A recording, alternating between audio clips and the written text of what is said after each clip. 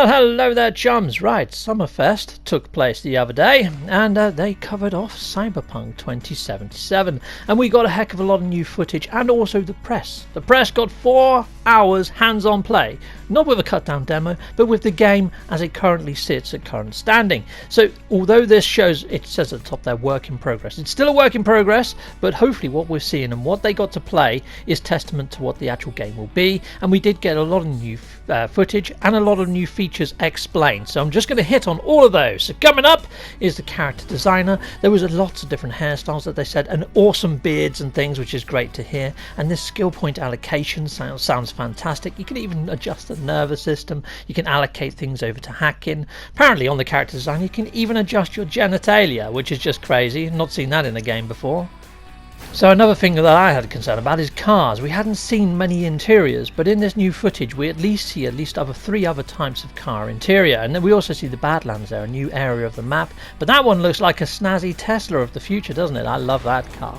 And we also got to see an aerial sweep of a portion of the city, and it looks so well imagined. Look at all the advertising and stuff stapled everywhere, and you get to drive through it, and you can see here it's smooth as anything. I'm not seeing any popping. It looks fantastic detail wise. We got to see a little bit of melee combat. This bit looks scripted, so I think this is going to happen no matter who you are or what you do. That looks augmented to me, but there was a bit on a rooftop where you're having a scuffle with some guys, and that looked awesome. They were throwing roundhouses and stuff, and you block in. It looked very cool. The city itself looks very well imagined. I mean, look at the chap just sitting on the stairs in the background there. NPCs going about their day to day. It looks so immersive, so that is a big tick in the box for me. We got to see some of this dream dancing stuff, so if you've ever played the role play version with dice and things, you might try to use your initiative to see if there's something going on in the room, and depending on your dice roll, depends on what the DM says.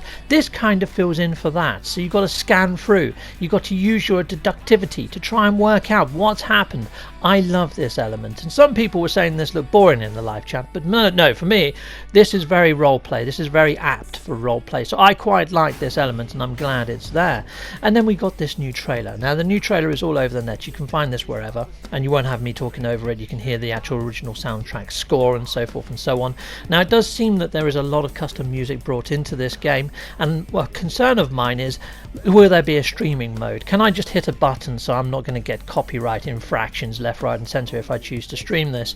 Because I do want to stream this. I do want to live in the world of Cyberpunk. This looks fantastic, and the actual footage that we're seeing here is just mind-boggling. I mean, the NPCs, the facial gestures, everything seems so on point. So one of my main concerns is I did manage to hear some of the voice acting, and some of it sounded a little bit off. But then all the main characters sound very much on point. So, but in a world as big as this, you're going to get some of that, I guess. So not really a genuine concern at this stage. And plus, I couldn't really hear it, like I said, because I had Jeff Keighley talking over it.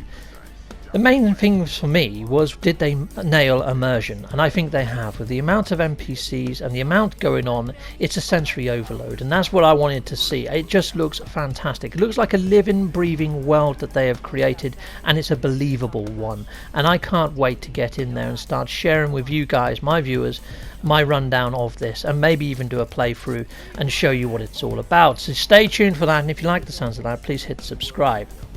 Okay, so my review of everything that took place yesterday, the footage that we saw, and everything that's been said by everybody that got the hands-on play, how do I feel about it? Well, going by what they've said, a lot of people said that 4 hours just wasn't enough. The game is too big to actually really judge it.